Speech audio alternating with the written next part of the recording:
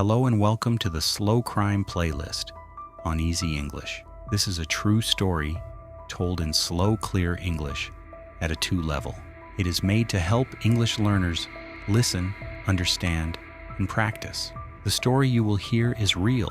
It may be upsetting for some listeners because it talks about crime and death. Please listen with care.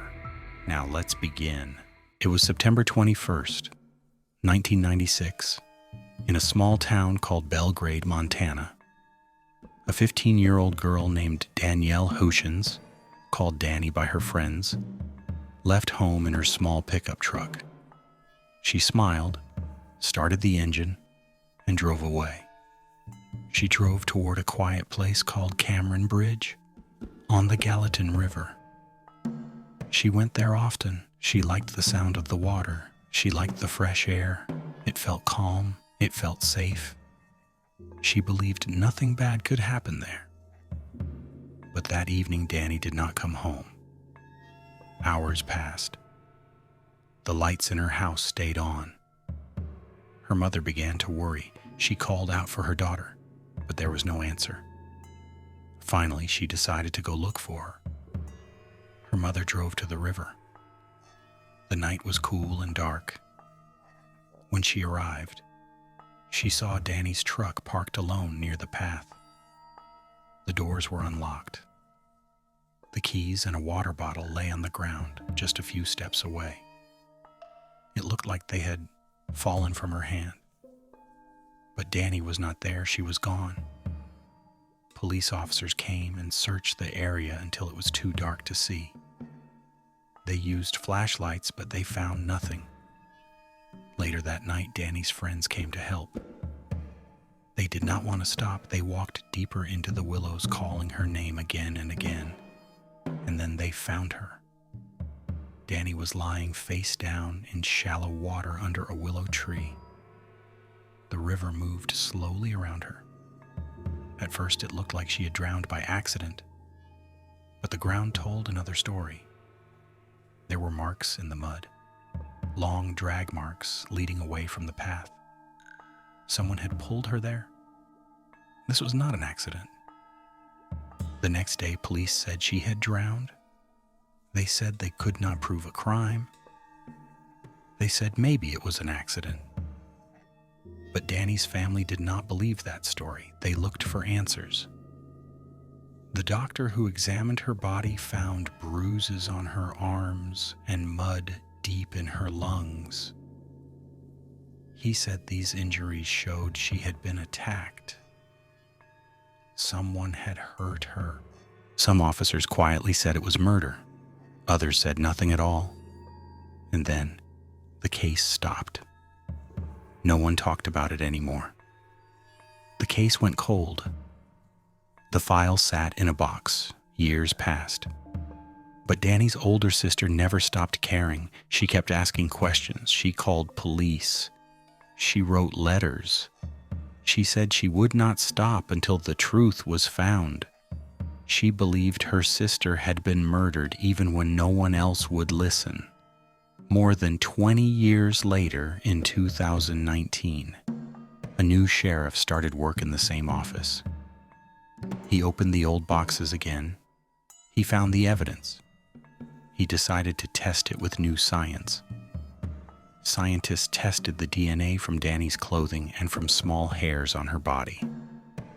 At first, people thought those hairs were useless, but the tests worked. They built a complete DNA profile, something impossible in 1996.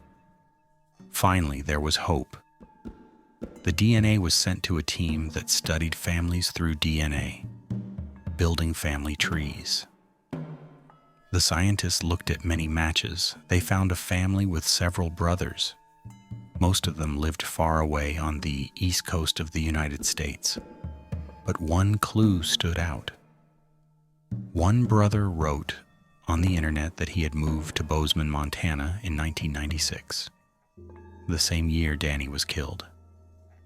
This was a big clue, a small piece that changed everything. His name was Paul Hutchinson. He was 27 years old back then, a student at Montana State University. He studied fish, water, and rivers.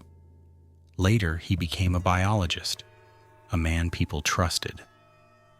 He was married and had 2 children. He had no criminal record. People saw him as quiet and kind. He worked with nature. He smiled often.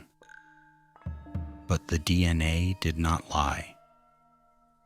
The science proved that he was the man who killed Danny Houchins. In July 2024, investigators went to his office. They told him they wanted to ask about local rivers. He agreed to meet them. They wore body cameras that recorded everything. At first, the conversation was friendly. They talked about fish and the Gallatin River. Then the questions changed. The investigators showed him pictures of murder victims. They asked if he had been near Cameron Bridge. He said maybe, but not that month. He looked nervous. His hands began to shake. He knew the truth was close. The next morning, he called the sheriff's office and asked for help. When deputies arrived, they found him dead from a gunshot. He had taken his own life. Later, DNA tests confirmed the match. There was no doubt anymore. After 23 years, the case was solved. It was an attack. It was a murder. At the press conference, Danny's sister thanked the new sheriff for keeping his promise. She also spoke with sadness. She said that in the past, the people who were supposed to help had failed her family. For almost 3 decades, her sister's death was called an accident.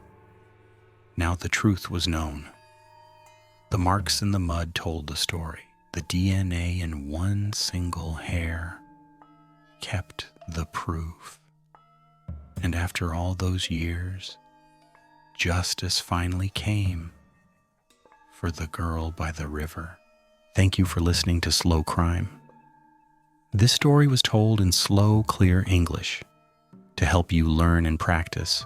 If you like this story, please follow and listen to another episode of Slow Crime. Each story is true, and each one helps you learn new words while hearing real events from real life. See you next time.